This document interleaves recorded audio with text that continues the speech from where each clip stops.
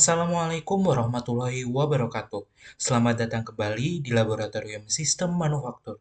Pada video kali ini, kita akan mempelajari metode yang kedua dalam perakitan assembly line balancing. Metode yang digunakan yaitu metode RPW atau biasa dikenal dengan Ranked Position Weight. Nah, pada metode ini, data input terdapat dua, yaitu perakitan pertama, lalu perakitan kedua, yang mana dari kedua perakitan ini akan diambil waktu rata-ratanya yang akan digunakan dalam perhitungan studi kasus ini. Nah, terdapat juga beberapa input yang meliputi elemen kerja, waktu dari setiap elemen kerja, predesesor, jumlah produk, jam kerja, hari kerja, lalu nanti kita akan mencari cycle time dan juga jumlah workstation-nya. Selanjutnya, eh, di sini cara pembacaan dari elemen kerja dan juga predesesornya, contohnya pada elemen kerja A memiliki waktu perakitan pertama 170 detik, lalu untuk perakitan kedua membutuhkan waktu 190 detik dengan predesesor strip. Nah, predesesor strip di sini mengartikan bahwa elemen kerja A merupakan elemen kerja awalan yang digunakan dalam perakitan kali ini, seperti itu. Nah, selanjutnya untuk contoh elemen kerja yang kedua, yaitu elemen kerja B, di sini membutuhkan waktu 115 detik pada perakitan 1 dan membutuhkan waktu 125 detik pada perakitan 2. Lalu untuk predesesornya yaitu A. Nah, yang mengartikan bahwa elemen kerja B dikerjakan setelah elemen kerja A selesai dirakit. Jadi elemen kerja B ini merupakan lanjutan perakitan dari elemen kerja A, seperti itu.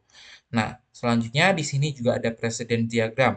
Nah, untuk precedence diagram ini dibuat berdasarkan data elemen kerja dan juga waktu-waktu dari setiap perakitannya dan juga berdasarkan predesesornya. Seperti yang sudah saya jelaskan tadi, bahwasanya elemen kerja A ini predesesornya strip yang mengartikan bahwa A ini merupakan awalan dari proses perakitan. Nah, di sini juga yang strip ada elemen kerja D dan juga elemen kerja G, yang mana berarti elemen kerja A, D, dan G menjadikan awalan dalam perakitan. Nah, di sini kita bisa gambarkan bahwa lingkaran A, ada lingkaran D, dan lingkaran G, yang dimana selanjutnya elemen kerja B dilakukan perakitan setelah elemen kerja A selesai dirakit, yang mana B berarti digambarkan setelah A, lalu C setelah A dan B selesai dirakit, maka C digambarkan di sini, sebelah sini. Nah, selanjutnya untuk elemen kerja E, predesesornya yaitu D, yang mengartikan bahwa elemen kerja E ini dirakit setelah elemen kerja D itu selesai, maka digambarkan seperti ini. Nah, begitupun selanjutnya hingga elemen kerja J, seperti itu. Nah, selanjutnya untuk melakukan perhitungan waktu rata-rata, di sini teman-teman bisa langsung menggunakan rumus sama dengan, lalu average, kita tutup kurung, lalu kita blok, lalu selanjutnya teman-teman bisa koma, lalu 0, lalu eh, tidak perlu langsung tutup kurung aja, lalu enter. Nah, seperti ini. Teman-teman langsung menemukan waktu rata-rata dari perakitan 1 dan perakitan 2 di elemen kerja A, yaitu 180 detik. Nah, teman-teman untuk mengetahui waktu rata-rata di semua elemen kerja dari masing-masing elemen kerja, teman-teman cukup menarik dari selnya saja ke bawah. Nah, seperti ini teman-teman. Jadi diketahui bahwa total waktu perakitannya dari elemen kerja A sampai J hingga selesai yaitu 2320 detik. Seperti itu. Nah, selanjutnya di sini juga diketahui beberapa input yang sudah saya jelaskan di awal, yaitu ada 1100 unit produk, lalu jam kerjanya yaitu 8 jam, lalu hari kerjanya selama sebulan yaitu 21 hari, lalu di sini untuk waktu kerjanya, di sini itu hasil konversi dari jam kerja dan hari kerja yang dilakukan yang ada di dalam data input ini, teman-teman. Caranya gimana? Teman-teman cukup mengalihkan saja ini jam kerjanya 8 jam dikali 60, 60 ini yang menandakan bahwa 1 jam yaitu 60 menit, lalu dikalikan 21, 21 ini menandakan dari hari kerjanya selama 21 hari, lalu 60 yang paling akhir ini menandakan bahwa 1 menit itu 60 detik, seperti itu teman-teman. Jadi dari yang tadinya jam kita konversi ke detik satuannya agar sama dengan data elemen kerja yang di atas ini, data input elemen kerjanya dalam satuan detik, seperti itu. dihasilkan yaitu 604.800 detik. Nah, selanjutnya, untuk perhitungan selanjutnya, teman-teman dapat menghitung cycle time-nya. Gimana caranya? Teman-teman dapat sama dengan round up, lalu buka kurung, 644.800 ini dibagi dengan 1.100, lalu koma 0, seperti ini. Itu kurung. Lalu enter. Nah, dihasilkan cycle time-nya atau waktu perakitannya dalam setiap work session itu maksimal itu 550 detik. Nah, di sini kita bakal menghitung berapa sih jumlah work session yang tersedia. Caranya gimana? Caranya teman-teman bisa menggunakan rumus sama dengan lalu round up, buka kurung, ini total waktunya dari elemen A sampai J dibagi dengan tadi cycle time-nya, yaitu ada di berarti di C23 ya teman-teman. Nah, di 550 ini. Lalu koma 0, lalu tutup kurung. Lalu enter. Nah, di sini ketika ketahui bahwa jumlah workstation atau kelasnya yaitu sebanyak 5 workstation. Nah, jadi tadi kita udah mencari cycle time-nya, ketemu 550, lalu jumlah kelasnya yaitu 5 workstation atau 5 kelas. Seperti itu, teman-teman. Nah, selanjutnya kita ke tabel sebelah sini untuk melakukan pembobotannya, teman-teman. Nah, kita urutkan dulu pembobotannya, yaitu kita A, B, C, D, E, ini elemen kerja E, lalu F, G, H, I, J. Nah, cara membacanya seperti apa? Cara bacanya, teman-teman, untuk menentukan bobot posisi ini, kita perhatikan dari presiden diagram di sini. Nah, presiden diagram ini akan menjadi acuan dari perhitungan bobot posisinya. Nah, di sini elemen kerja A, kita lihat elemen kerja A di sini waktunya 180 detik. Nah, 180 detik itu dari mana? Dari ini waktu rata-ratanya, teman-teman. Lalu untuk elemen kerja B, 120 detik dari sini sampai selanjutnya hingga elemen kerja J, yaitu 300, seperti itu. Selanjutnya untuk menentukan bobot posisi, caranya itu teman-teman cukup menjumlahkan dari elemen kerja awal hingga elemen kerja akhir. Misalkan A, berarti teman-teman tinggal menjumlahkan angka-angka atau waktu perakitan yang ada di atas elemen kerjanya ini, teman-teman, hingga sampai ujung yaitu J. Nah, begitupun misal B, berarti dari mulai 120, 300, 250, hingga 300. Oke, kita langsung aja. Berarti elemen kerja A itu waktu kerjanya melewati 180, ditambah dengan 120, lalu ditambah 300, ditambah 250, dan ditambah dengan 300. Nah, seperti itu teman-teman. Jadi 180 ini dari elemen kerja A, jadi melewati elemen kerja A, terus B, C, I, dan J. Seperti itu teman-teman. Kita klik enter.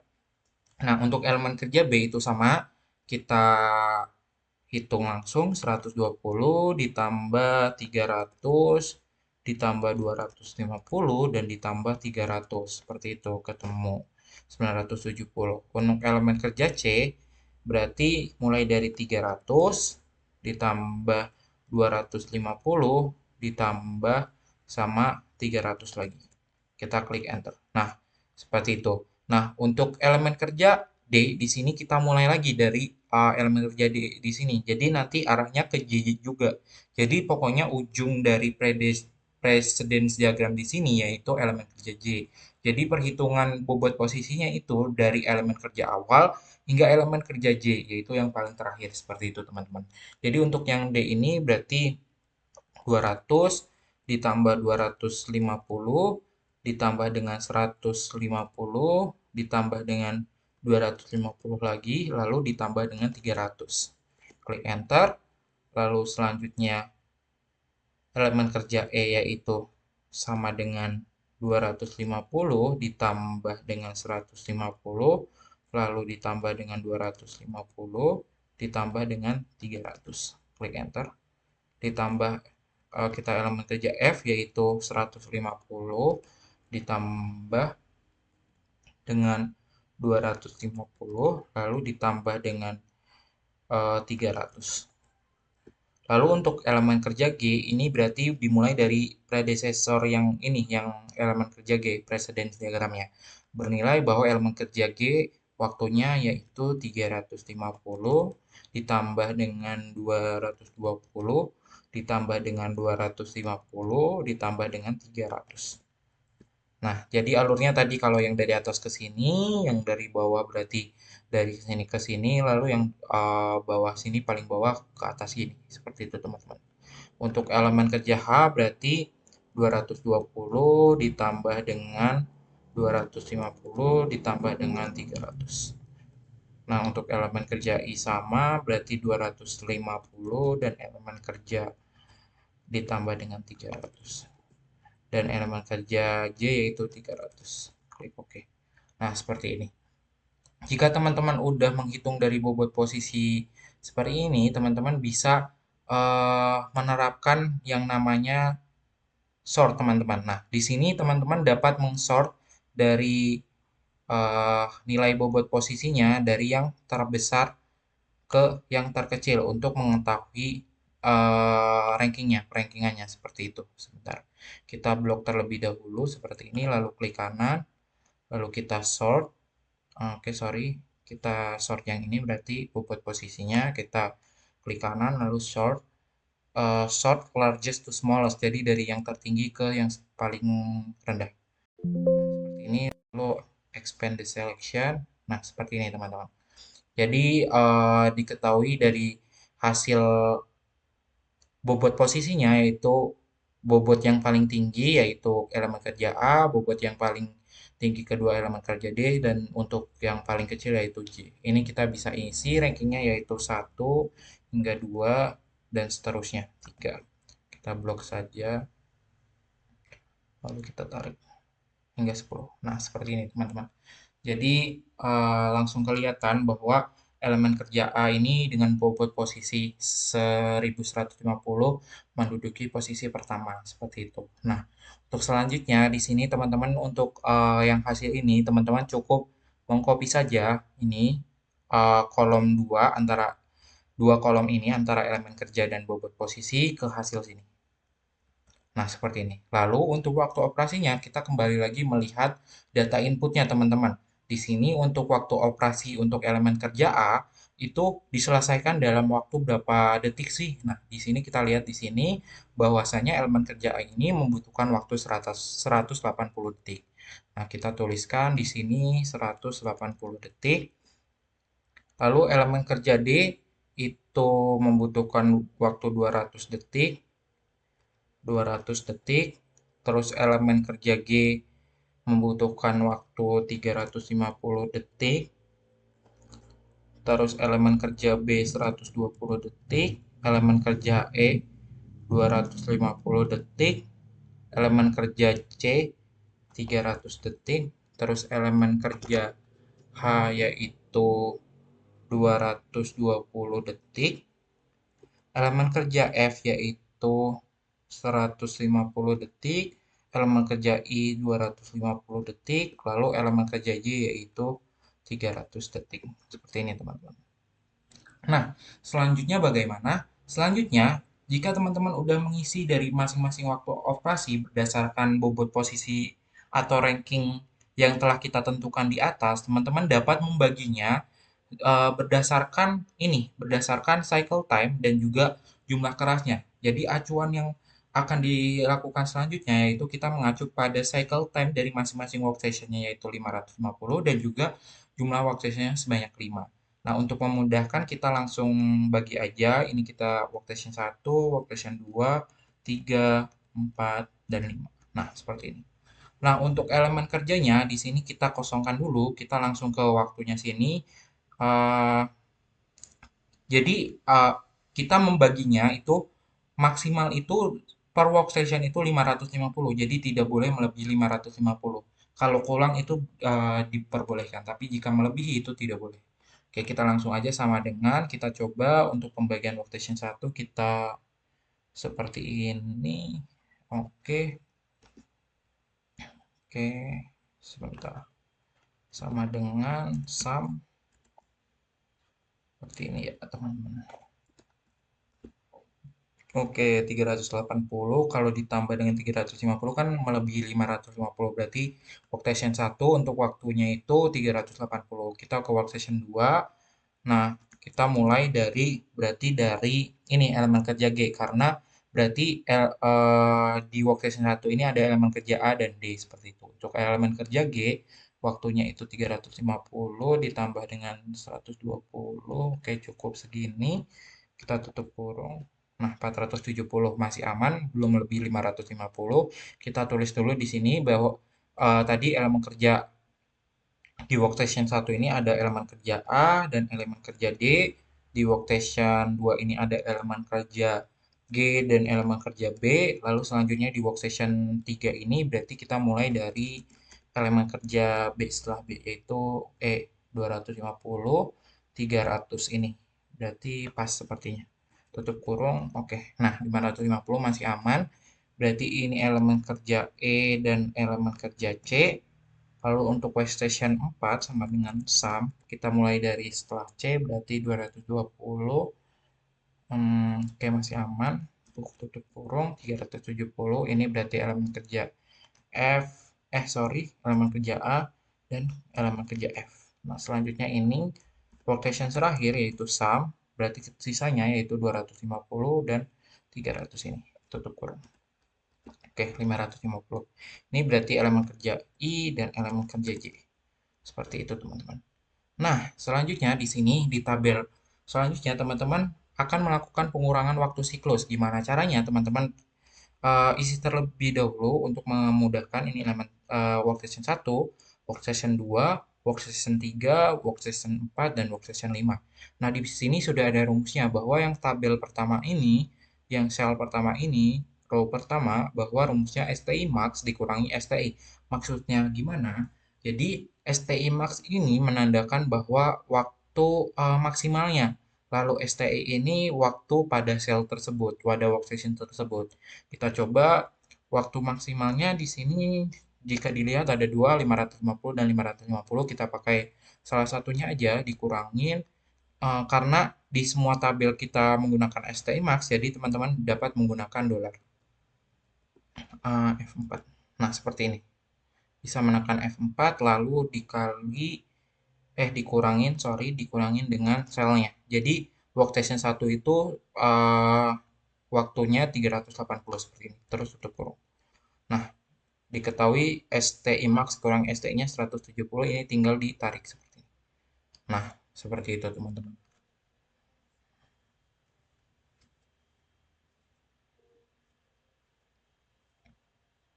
Nah, jika teman-teman udah diketahui semua nih nilai STI max kurang STI dari semua workstation, teman-teman dapat ke tabel sebelah sini. Nah, caranya gimana? Teman-teman kan di sini rumusnya STI max dikurangi STI pangkat 2 ya, teman-teman. Jadi, teman-teman cukup mempangkatkan 2 dari masing-masing nilai STI max dikurang STI di masing-masing workstation di atas. Caranya gimana? Rumusnya sama dengan teman-teman klik selnya, lalu beri pangkat 2 seperti itu. Pangkat 2 seperti ini. Nah, seperti ini. Lalu teman-teman tinggal tarik. Nah, seperti ini. Nah, untuk total ini teman-teman cukup menggunakan rumus sum, terus tinggal yang sel yang terakhir ini ditarik sampai ujung, jadi ketemu total dari pengurangan waktu siklusnya yaitu 67.700. Seperti itu, teman-teman. Nah, jika semua perhitungan sudah, dari mulai perhitungan cycle time, jumlah workstation, pemberian bobot posisi hingga menentukan ranking dari yang terbesar hingga terkecil, lalu membaginya dalam setiap workstation, teman-teman terakhir akan menghitung dari parameternya. Berapa sih nilai dari parameter line efisiensinya, smoothing index, balance delay, dan juga idle time-nya. Nah, di sini udah tersedia rumus dari masing-masing parameternya. Nah, selanjutnya teman-teman dapat melakukan perhitungan dari masing-masing parameternya nih. Yang pertama kita melakukan perhitungan dari parameter LE atau line efficiency, rumusnya sama dengan, lalu teman-teman dapat sesuai rumusnya yaitu jumlah STI dibagi dengan kelas, lalu dikalikan cycle time, lalu kalikan 100. Nah, di sini kita menggunakan angka ini, lalu teman-teman dapat membaginya, terus buka kurung, eh, jumlah cycle time-nya yaitu 550 dikalikan dengan jumlah workstation-nya yaitu 5, lalu tutup kurung, lalu dikalikan dengan 100%, teman-teman. Sesuai rumusnya, ditemukan bahwa line efisiensinya yaitu 84%. Selanjutnya, untuk menghitung smoothing index, teman-teman di sini dapat dilihat rumusnya bahwa akar dari STI jumlah STI max dikurangi STI pangkat 2, yang mana nilainya yang ini, teman-teman. Nah, kita bisa langsung sama dengan SQRT atau rumus akar, lalu tutup kurung, buka kurung, lalu klik selnya yaitu totalnya, lalu tutup kurung. Ketemu SI-nya, smoothing index-nya yaitu 260,19. Selanjutnya untuk rumus balance delay, teman-teman dapat menggunakan rumus sama dengan, lalu buka kurung 2 kali, lalu teman-teman dapat sesuai rumusnya, kelas dikali dengan cycle time dikali 550 cycle time-nya, lalu tutup kurung dikurangi dengan TI max-nya yaitu ini 2320, lalu tutup kurung, lalu dibagi dengan ini cycle time-nya lagi, tetapi jangan lupa teman-teman membuka kurung terlebih dahulu, lalu cycle time 550 dikali dengan jumlah kelas lagi, teman-teman. Nah, lalu tutup kurung. Lalu kita enter. Nah, ketemu balance delay-nya itu 16%, sesuai dengan rumus ini. Nah, untuk memastikan bahwa perhitungan ini benar, teman-teman dapat mengeceknya. Bahwa LE dijumlahkan dengan BD itu harus 100%. Nah, ini kan LE-nya 84%, lalu BD-nya 16%, yang mengartikan bahwa jika LE dijumlah dengan BD, yaitu hasilnya 100%. Jadi, rumus yang dipakai itu benar, teman-teman. Nah, untuk yang terakhir yaitu idle time, rumusnya seperti apa? Teman-teman dapat menggunakan rumus di sini, yaitu jumlah kelas dikalikan STI max dikurangi jumlah TI-nya. Nah, di sini teman-teman dapat sama dengan, lalu jumlah kelasnya yaitu 5, dikalikan dengan STI max. Di sini STI max-nya yaitu 550, ada dua, pilih salah satu saja. Ini kita pilih ini. Lalu selanjutnya teman-teman bisa tutup kurung, lalu dikurangi dengan TI max. Nah, TI max nih yang di mana? Yang ini, 2320. Lalu klik enter. Nah, diketahui bahwa idle time-nya yaitu 430 detik. Seperti itu, teman-teman. Nah, setelah kita selesai melakukan perhitungan dari metode RPW ini, udah menemukan dari pembagian workstation hingga perhitungan parameter, selanjutnya teman-teman akan melakukan pembuatan presiden diagram berdasarkan workstation yang sudah kita bagi, yang mana elemen kerja A dan D berada di workstation 1, elemen kerja G dan B di workstation 2, elemen kerja E dan C di workstation 3, H dan F di workstation 4, dan I dan J berada di workstation 5. Nah, kita dapat melakukan pembuatan presiden diagram ini dapat menggunakan Excel secara langsung maupun melalui bantuan Draw.io. Di sini saya akan melakukan pembuatan presiden diagram melalui Draw.io. Nah, seperti ini teman-teman. Jadi di sini udah disediakan uh, presiden diagram di awalan, yang mana yang belum ada pembagian workstation-nya. Di sini kita akan bagi-bagi ke dalam workstation-nya. Yang mana elemen kerja A di sini di workstation 1, lalu elemen kerja D di workstation 1 juga. Kita pindahkan ke sini. Jangan lupa waktunya juga kita pindahkan ya, teman-teman. Di sini waktunya ini 180 detik. Kita besarkan. 80, lalu ini 200. Seperti ini teman-teman. Selanjutnya elemen kerja B jangan lupa waktunya 120, kita pindahkan ke sini. Kerja B kita pindahkan waktunya berarti 120. Nah, selanjutnya di sini terdapat elemen yang berada di workstation 2 selain elemen kerja B, yaitu elemen kerja G ini, teman-teman. Kita pindahkan ke sini. Nah, jika dirasa uh, kurang besar, ini teman-teman dapat ke bawahin aja, teman-teman. Nah, ini bisa ke bawahin lagi. Waktunya 350.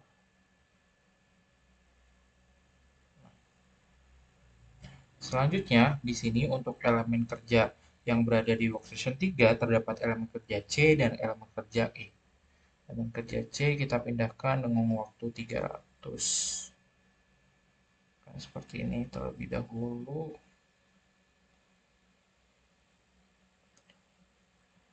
Oke. Waktunya 300, jangan lupa. Lalu ada elemen kerja E dengan waktu 250. Kerja E waktunya 250, seperti ini teman-teman. Kita pindahkan. Sorry. Ini kita waktunya kita pindahkan ke sini 200. Lalu terdapat di workstation 4 terdapat elemen kerja F dan elemen kerja H. Elemen kerja F seperti ini.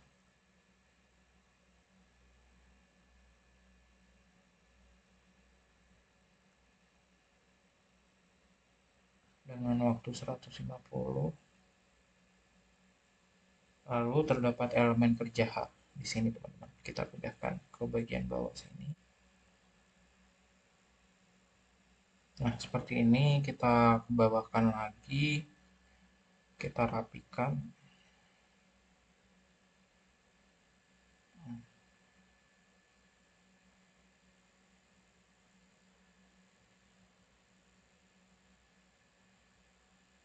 Nah, seperti ini untuk waktu elemen kerja H yaitu 220.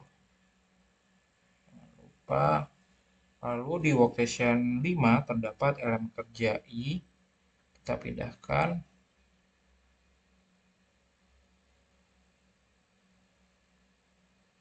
Ya, seperti ini teman-teman. Dengan waktunya 250. Lalu elemen kerja H. Ini kita lebarkan lagi. Elemen kerja I, J yang terakhir ternyata. J dengan waktu 300. Seperti ini teman-teman. Jadi setelah kita bagi berdasarkan workstationnya yang telah dilakukan perhitungan menggunakan metode RPW. Selanjutnya teman-teman dapat melakukan save. Teman-teman dapat ke file, lalu export as PNG. Nah, seperti ini teman-teman. Export. Lalu teman-teman dapat memasukkannya ke file ini. Lalu teman-teman insert. Lalu place over cell di Davis. Kita pilih ini. Nah, seperti ini teman-teman. Jadi setelah teman-teman membagi dari semua elemen kerja berdasarkan workstation yang telah kita tentukan.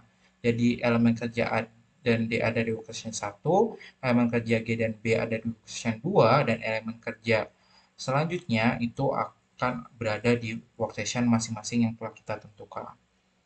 Seperti itu. Jadi cukup sekian dari penjelasan metode RPW atau Ranked Position Width. Terima kasih sudah menonton video pembelajaran RPW kali ini. Mohon maaf jika ada salah. Sekian. Wassalamualaikum warahmatullahi wabarakatuh. Assalamualaikum warahmatullahi wabarakatuh. Selamat datang di Laboratorium Sistem Manufaktur di Praktikum Assembly Line Balancing. Pada video kali ini, saya akan menjelaskan dari metode probabilistik yang akan digunakan sebagai pembanding untuk metode RPW. Jadi, langkah pertama, teman-teman masukkan data input yang sama dengan data dari RPW. Kemudian, teman-teman masukkan waktu rata-rata dari detik Untuk rumusnya sama dengan rumus RPW, yaitu average. Kemudian pada data perakitan 1 dan perakitan 2. Teman-teman enter, kemudian teman-teman drag sampai bawah. Kemudian teman-teman mencari dari standar deviasi untuk setiap elemen kerja. Rumusnya menggunakan sama dengan menggunakan STDP untuk standar deviasi populasi. Kemudian teman-teman plot data perakitan 1 dan data perakitan 2. Kemudian teman-teman enter. Selanjutnya, di sini terdapat otomatis untuk mengisi dari kolomnya. Teman bisa langsung checklist saja, kemudian akan muncul dari hasilnya. Di sini terdapat total desa deviasi dari 144. Kemudian, untuk keterangan lain seperti jumlah produk, jam kerja, hari kerja, waktu kerja, sama dengan di metode RPW sebelumnya, seperti itu. Yang membedakan hanya pada toleransinya. Untuk toleransi ini digunakan 0,2, yang nanti digunakan untuk melihat dari Z-score setiap WS, seperti itu.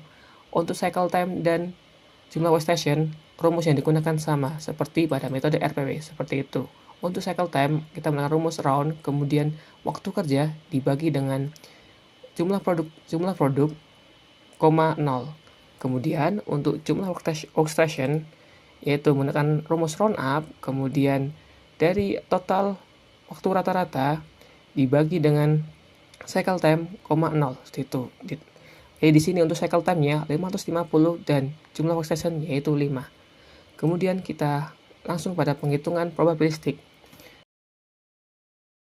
Dari perhitungan sebelumnya kita mendapatkan bahwa cycle time dan jumlah cycle time-nya 550 detik dan jumlah workstation-nya yaitu 5. Jadi di sekitar sini membuat 5 baris untuk 5 WS itu. Kemudian untuk penentuan elemen kerja kita bisa masukkan satu persatu. Sebagai contoh, untuk WS1 kita bisa melihat dari presiden diagram di atas ini. Yang pertama yaitu dari elemen kerja A. Kemudian di sini terdapat elemen kerja B. Nah, untuk menentukan elemen kerja apa yang terdapat di WS, kita bisa menghitung dari setiap elemen kerja itu. Sini contoh. Yang pertama dari elemen kerja A 80 detik, kemudian ditambah dengan elemen kerja B yaitu 120 detik. Kita enter dulu. Nah, di sini untuk elemen kerja A dan B mendapat 300 untuk waktu totalnya dari kedua elemen kerja tersebut. Nah, sementara cycle time kita 550, artinya kita masih bisa menambahkan lagi untuk elemen kerja selanjutnya, seperti itu. Kemudian kita mencoba masukkan dari elemen kerja C, itu ditambah 300. Nah, hasil yang didapat melebihi dari cycle time yang kita punya, maka elemen C tidak kita masukkan dalam WS1. Kita bisa mencoba dengan menambahkan elemen kerja D, yaitu 200. Kita tambahkan, kita enter. Nah, nilainya 500, artinya masih di bawah dari cycle time, seperti itu. Jadi untuk WS pertama, yaitu elemen kerja A, B, dan D, seperti itu. Kemudian untuk WS2, kita bisa masukkan elemen kerja C. Kita bisa masukkan elemen kerja C yaitu 300. Kemudian kita coba tambahkan dengan elemen kerja E. Kalau di elemen kerja D sudah kita gunakan di WS1, maka kita bisa mencoba menggunakan elemen kerja E yaitu 250. Didapatkan 550. Artinya elemen kerja C dan E sudah mencapai batas maksimal yaitu 550. Jadi untuk WS2 kita menggunakan elemen kerja C dan E. Kemudian untuk WS3 kita bisa menggunakan elemen kerja F karena elemen kerja A, B, C, D, E sudah kita gunakan pada WS1 dan WS2. Selanjutnya kita bisa masukkan elemen kerja F sama dengan elemen kerja F 50 ditambah dengan elemen kerja G 350. Kita cek dulu. Nah, 500. Jadi untuk WS3 kita hanya bisa menggunakan elemen kerja F dan G, karena jika kita menggunakan sampai H, maka hasilnya akan lebih dari 500, akan lebih dari 150, sehingga tidak bisa, sehingga akan lebih dari cycle time, seperti itu. Dan di sini kita tuliskan elemen kerja F dan H. Selanjutnya, untuk WS keempat, kita bisa menggunakan elemen kerja H. Kenapa? Karena elemen A sampai G sudah elemen A, maaf, ini harusnya elemen kerja G.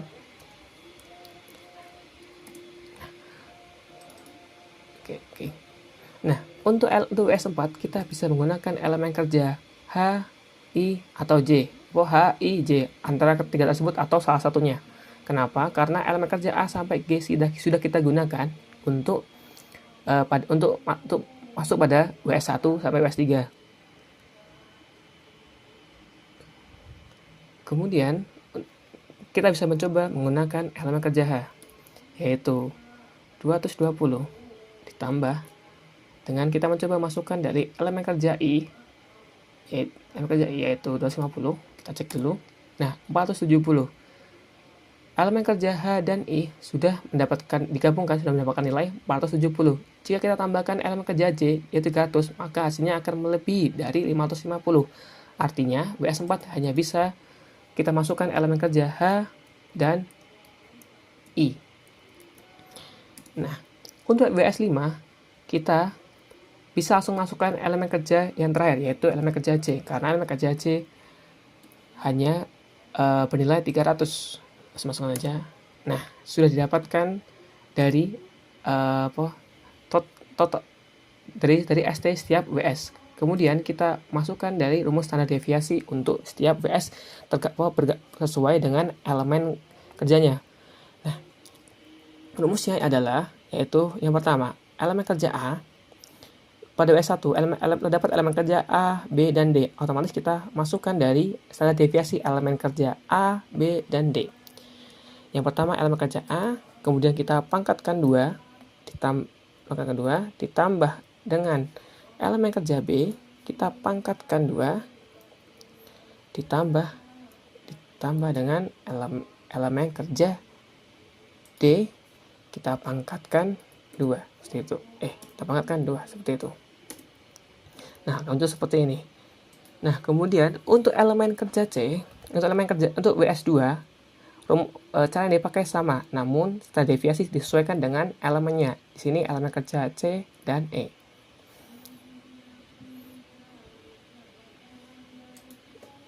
Kemudian kita pangkatkan 2, ditambah dengan elemen kerja E.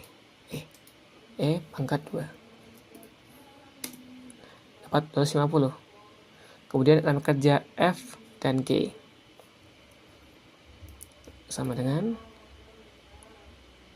F pangkat 2 plus G pangkat 2. Enter. Nah, kemudian untuk elemen WS4 itu elemen kerja H dan I sama dengan pangkat 2 tambah dengan 11 pangkat 2. Oke. Kemudian untuk yang WS5 kita menggunakan elemen kerja C, karena WS5 hanya terdapat elemen kerja C, gitu. Oke. Setelah dapat dari total standar deviasi setiap WS, kita menggunakan rumus, yaitu SQRT.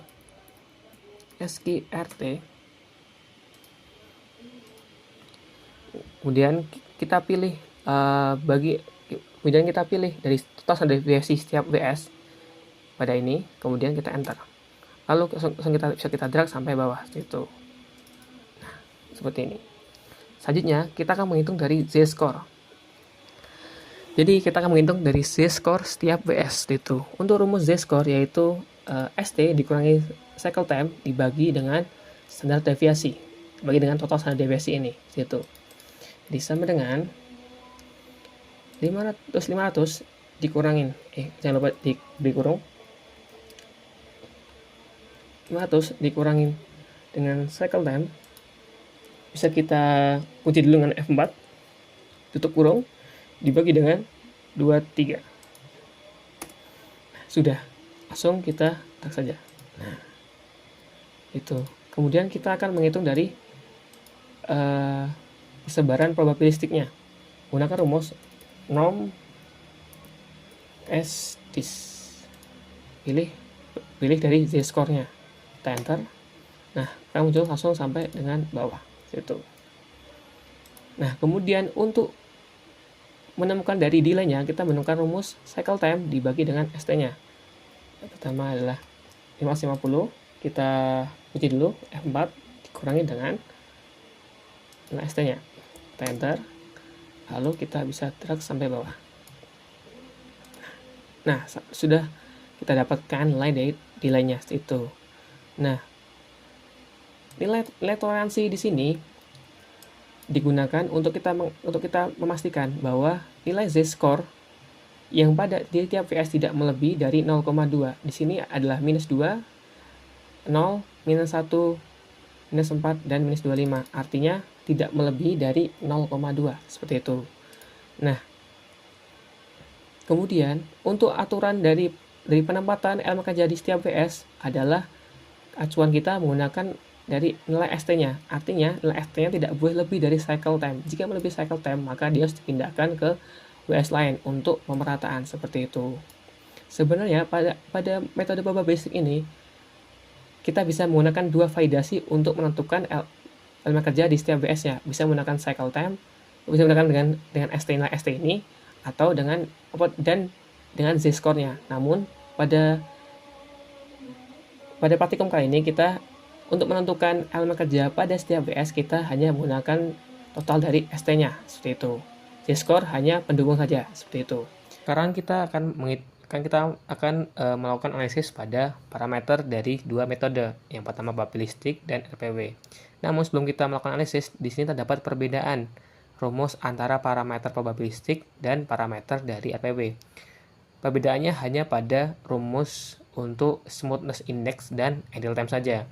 Untuk rumus smoothness index dari probabilistik yaitu menggunakan rumus SQRT, kemudian dari total delay-nya dipangkatkan 2, lalu dibagi dengan angka 5. 5 didapat dari mana? 5 didapat dari jumlah WS. Itu. Kemudian untuk rumus dari idle time sendiri menggunakan nilai dari total delay-nya. Seperti itu. Baik. Nah, mungkin teman-teman melihat di sini bahwa ada persamaan parameter antara probabilistik dan RPW seperti pada line efisiensi, kemudian balance delay, dan idle time-nya. Namun, untuk smoothness index itu berbeda karena dua metode ini memiliki perbedaan seperti itu. Kemudian, untuk idle time-nya di sini memiliki kesamaan, namun ini hanya terjadi pada case tertentu saja. Tidak semua case akan memiliki idle time yang sama antara RPW dan probabilistik seperti itu. Nah, dari dua metode ini, maka teman-teman bisa menentukan kira-kira metode mana yang menemukan hasil terbaik seperti itu. Untuk line efisiensi antara RPW dan probabilistik memiliki nilai yang sama. Kemudian smoothness index lebih kecil nilai probabilistik dibandingkan nilai RPW, artinya lebih bagus di metode probabilistiknya situ. Kemudian untuk balance delay untuk nilai yang sama dan idle time nilainya sama. Nah, jadi dari dua parameter ini teman-teman bisa melihat bahwa lebih bagus dari metode probabilistik. Namun saat teman-teman mengerjakan nanti teman-teman harus memberikan analisisnya. Kenapa lebih bagus dari probabilistik dibandingkan RPW? Seperti itu. Selanjutnya, waktu teman-teman mengerjakan studi report, maka teman-teman tetap harus memberikan usulan sesuai dari RPW-nya. Seperti itu. Mungkin sekian video dapat saya sampaikan. Terima kasih. Wassalamualaikum warahmatullahi wabarakatuh.